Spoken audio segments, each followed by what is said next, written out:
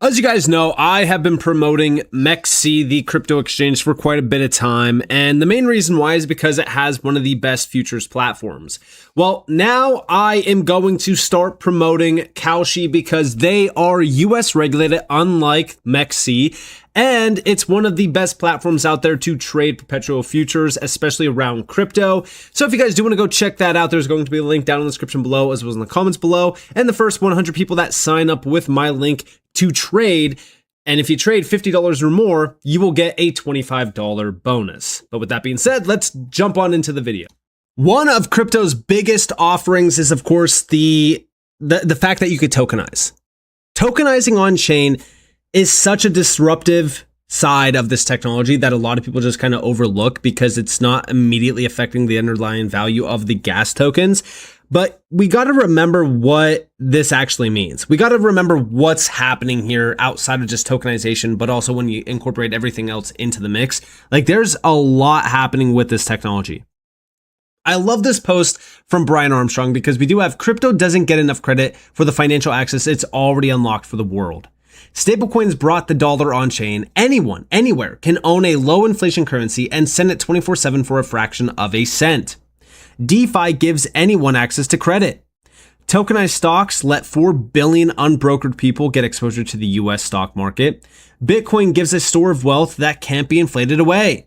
There's more to do, of course, but don't forget how far we've come. And yeah, I mean, it's pretty impressive to think about where crypto is today. I understand that like everyone's still looking at like the price metric to be like the major driver, but adoption and the use of the underlying technology is starting to become a big deal. Like, we're starting to see some activity that's heating up on chain. And, you know, when we see like the confirmation that we're seeing from big names like BlackRock, it's pretty clear on where this space is headed. And we're going to talk about that because BlackRock recently just put out a great report regarding exactly what to expect going forward. But let's first start off with the IMF, because the IMF recently just put out a post regarding tokenization. They said tokenization is more than a technology upgrade. Really? It can reshape how the financial system operates.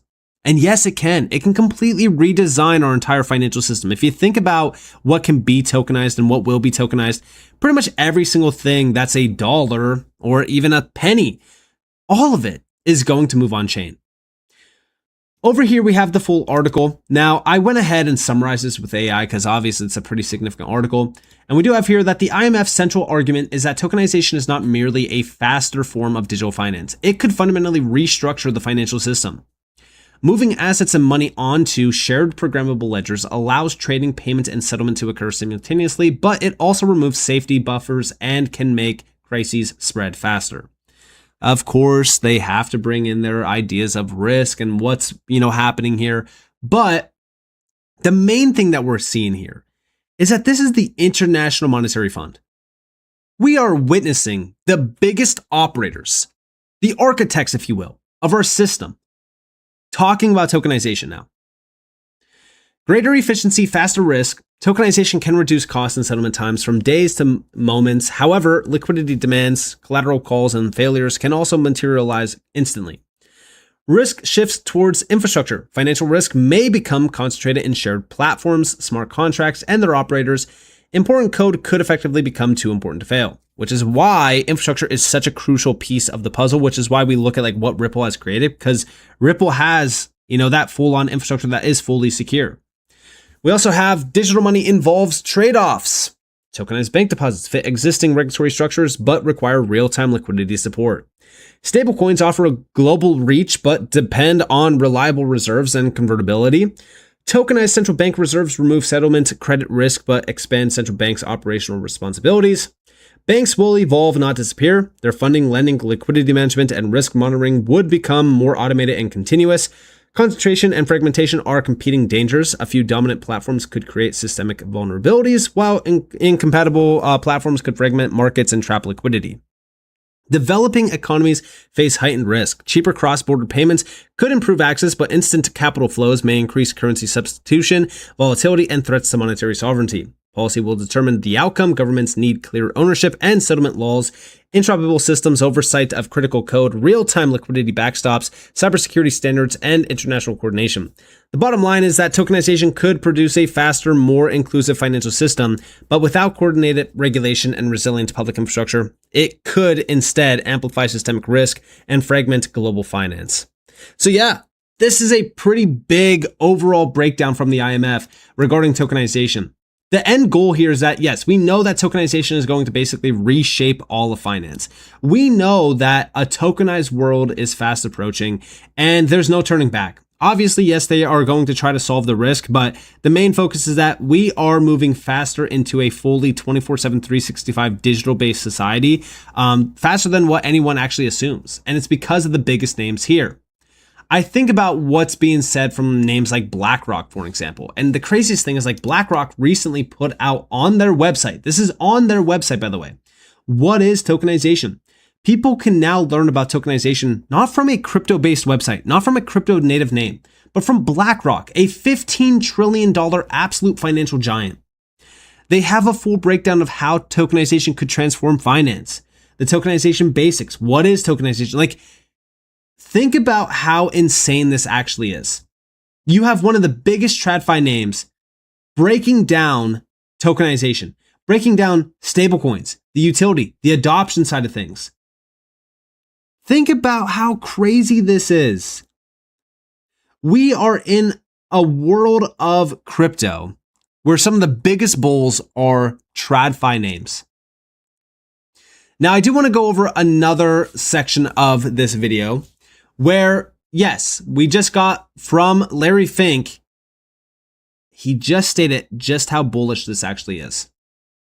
We have here BlackRock, JP Morgan, Citi, Wells Fargo, the DTCC, the largest financial institutions are all building on-chain solutions for the emerging $1 trillion tokenization market. The future of finance is tokenized. And this is actually from Forbes. This is a new article.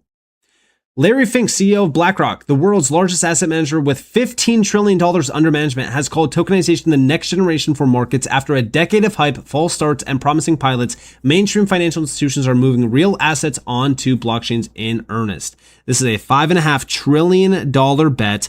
Why every major bank is racing to put Wall Street on the blockchain. Now, if we go over here, we do have a little bit of a in-depth breakdown. This is actually from Ondo Finance. And we do have BlackRock's Larry Fink has a name for tokenization, the next generation for markets. A new Forbes piece points to Fink's words and Ondo's growth as evidence the era of tokenized markets has finally arrived. Tokenization is at last becoming a Wall Street business, not merely a crypto slogan. The article highlights what's happening across the biggest names in finance. JP Morgan moving $7 billion a day on chain. Citi projects $5.5 trillion tokenized by 2030. The DTCC launching tokenized settlement. Wells Fargo tokenizing deposits this fall. Forbes lists Ondo's USDY among the largest tokenized treasury funds at $2.1 billion, one of four products behind nearly 60% of the category alongside BlackRock and Circle. The largest banks, asset managers, and the clearinghouse clearing $15 trillion a day are all building towards the same tokenized future. And yeah, it's literally happening in front of our eyes. It's kind of crazy to look at, but it's really happening. And if we go over here, we have tokenization is now market infrastructure. Remember, this is at Ondo Summit. The DTCC's Nadine Shakar shared the vision that launched today. This is just the beginning of what we believe. We will rebuild specifically the infrastructure on the rails of the US capital markets. Today, the initiative launched with Ondo joining BlackRock, JP Morgan, Goldman Sachs, NASDAQ, and the NYSE among the institutions in the DTCC industry working group. Check this out. We have about $100 trillion in assets, 1.4 million CUSIPs within our custody. We're allowing our participants and their clients to have the ability of leveraging tokenized assets as collateral, and you can move that collateral literally at the speed of the network. So think about it, if you're from Kyoto, right? So if you're trying to finance security during Japanese trading hours, we're asleep here in the US and you want to use a US security to do so, if it's in your wallet, you can move it, you can use it. And this is just the beginning of what we believe over a period of time, that we will rebuild the infrastructure and the rails of the US capital markets. And this is also coming from one of the biggest names in finance. And remember, October is fast approaching. We are about a month and a half out from the DTCC officially launching their tokenization platform. This is at the same time that the NYSE is now building an on-chain settlement platform for tokenized securities. NYSE President Lynn Martin said that the exchange participated in the DTC's tokenization pilot in July and is now exploring blockchain-based infrastructure to help bridge traditional finance with DeFi. Remember what I said about the DTCC's tokenization launch. I stated specifically that this is going to be an enabler. We are going to see other large players building out their own platforms. And now we're seeing that. With the NYSE, by the way. It's crazy to look at this. It's crazy to look at what's happening because it's not like small time names.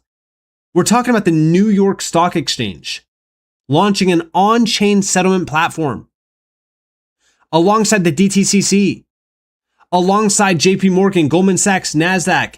Also, let's not forget Larry Fink, BlackRock. They're all bullish on tokenization. It's crazy because, again, we look at like BlackRock, $15 trillion in assets under management. We have $38 billion in asset value on chain right now. That's crazy to me. And although, yes, things are starting to move pretty quick, in the last 6 months, you could see the growth here in terms of tokenized value. If you include stablecoins, it's even crazier. But ultimately, like, we're still very early here. We're still very early. Things are starting to move pretty quick on chain. If I refresh this real quick, this is what we are looking like for XRP, for an example. If we're looking at, XLM or Stellar, this is what we're looking at right now. Like, we're still seeing a lot of great growth here, but we're still so early compared to like what type of value is out there for some of these asset classes. We are barely scratching the surface. There is going to be so much more movement on chain, not just from value, but like also users as well. It's going to be a crazy time. But the main thing that we're focused on here is we are seeing the clearest validation, not from retail, not from crypto natives, not from influencers. We're seeing it from like the IMF, right? We're seeing it from the IMF. We're seeing it from BlackRock. We're seeing it from all of the big banks, the big architects of our financial system. Like, this is a crazy time to be in crypto because we are in the middle of like a price war with the charts. Like, things are down significantly. Like, even if we go to the homepage here for, RWA.xyz, like even some of the tokenization pushes are down right now. But like the crazy thing is like we are in the middle of this price war at the same time that the fundamentals are so stacked. The fundamentals are probably more bullish than ever before in crypto, but it doesn't even feel like that. It feels horrible. It feels like the market is burning down. But we do have something to hold on to, something to cling to. And I don't think clinging to like the chart is the answer. I think the answer is focusing on the fundamentals. Focus on what these players are telling you. Focus on the assets and the networks that they are looking at. I know that XRP to a lot of people might not seem as though like, oh, the DTCC didn't even announce anything with XRP. Yeah, sure, they didn't. However, that's not like the end all be all. Like, we shouldn't need to like see an announcement like that from the DTCC. Like, we know everything about the XRP ledger. We have been studying the XRP ledger. We've been focused on the fundamentals. We've been focused on the amendments launching around the XRP ledger to enable, even bigger use cases. The utility for XRP is stacking up so significantly. But if you also wanted to look at like projects mentioned by the DTCC, well, you also do have, other networks like, for an example, Ondo or even CC or even Stellar. Like, these things are moving now. Like, we're starting to see validation from the biggest players. Give it a month, give it 3 months. We won't even be talking about price charts anymore. Like, we won't be talking about price charts because the announcements are going to be so significant. Like, I truly do think that the DTCC's launch in October is going to be a game changer. I think that it's going to be a massive enabler. I think that it already is an enabler, especially for like the NYSE to move on chain. And you got to remember, these are tokenized securities. The tokenized security market is going to be insane because the securities market itself is massive. So with that being said, I hope that you guys enjoyed this video. If you guys did, definitely like, subscribe, turn notifications on because I'm free content. You guys are more than follow me on Twitter and join the free Discord in the description below. And with that being said, guys, thanks for watching. Peace out, guys.